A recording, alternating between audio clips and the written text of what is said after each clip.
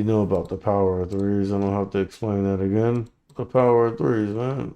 Like 1, 2, 3, crack. You see, we're topping out up here, and you got this big Grand Canyon down here. So you know we're gonna gap fill. You feel me? Whenever there's a gap on the chart like this, bro, I'm gonna say 9 times out of 10 we are going to fill the gap pretty much, and that's what we did. Obviously I didn't catch the gap fill. I was preoccupied. I had a lot going on today.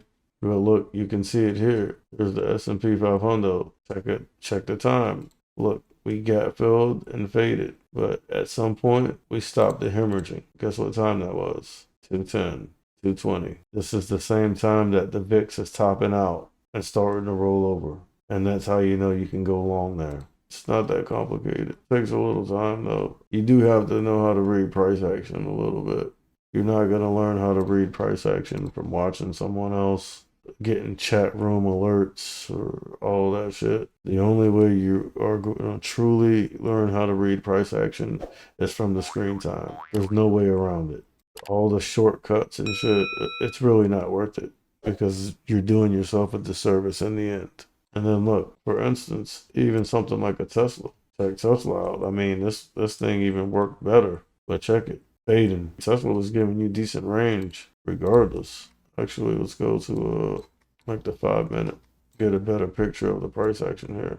And then remember what I always say. If we're opening on or near the pre-market high, it's usually a fade. And the inverse is also true. If we're opening on or near the pre-market low, it's a long. But I'm talking about directly off the open. So let's see if that worked. Now that setup isn't there all the time. But when it is there, you definitely need to be paying attention to it, in my opinion. By the way, anything I say is not a suggestion to buy, hold, or sell any type of equity, cryptocurrency, and or derivative. It's just for educational purposes only. Okay.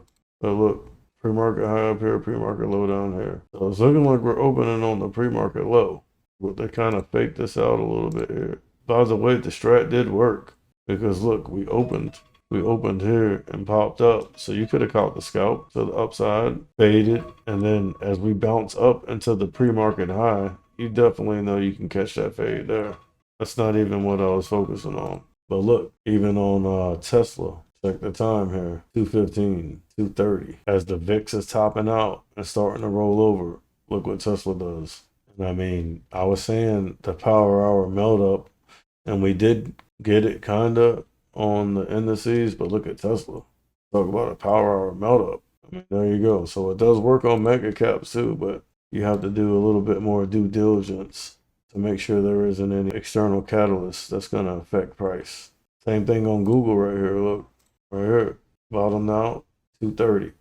Look, 215, 230. At the same time, the VIX is hitting resistance and starting to roll over. That's all I wanted to go over real quick. And that's basically why I was confident that I could grab those calls here, down here, the 630s. Looks like they're deep in the money right now. I mean, we're at 634.50s. So, I mean, even if we open here, I'll just close them out right at market open. That'd be decent. Couple $100 right there. You feel me?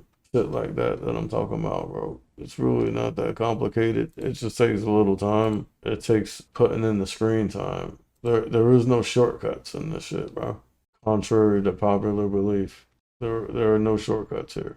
And I mean, you can go around the whole market and look at that time frame that I was talking about, and look at the VIX and what it was doing, and even the dollar. But the dollar's been a little weird lately because of Trump and all the tariffs and shit. But that VIX ain't gonna lie to you. Look, Palantir is a retail darling. Okay, look, 215, 230. And guess what?